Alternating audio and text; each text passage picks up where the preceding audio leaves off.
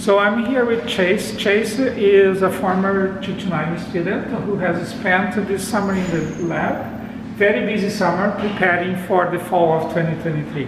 So Chase, you did one of the labs. Which lab was it that you worked on? I was working on the Sudoku Lab. And tell us a little bit about that lab.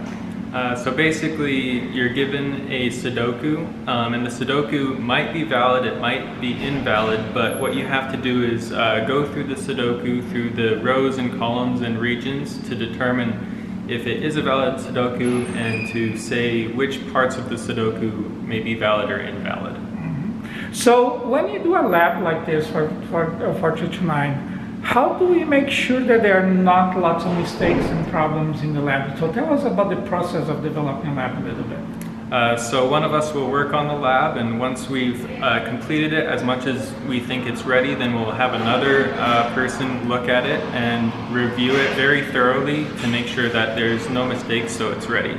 Okay, so we have this very careful review process where another student will look and come back to the designer with issues that could be, difficult for a student to understand, right?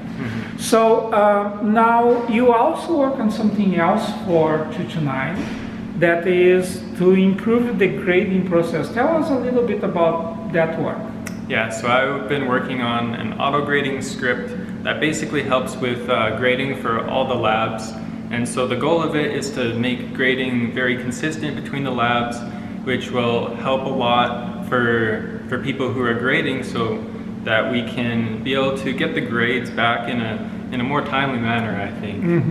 So tell us, Chase, a little bit about the difference between your view of 229 Labs as a student and now that you have to be in the development team and see everything that goes behind the scenes. It's really a lot more work than I expected. I thought it took a lot of work sometimes as a student trying to complete the labs, but now making the labs, it's like 10, 20 times more work. There's really a lot that goes into it. Yeah. So thank you, Chase, and I hope that this will get a good perspective that there is lots of work going behind the scenes to make those labs available and working, right? Okay. Thank you.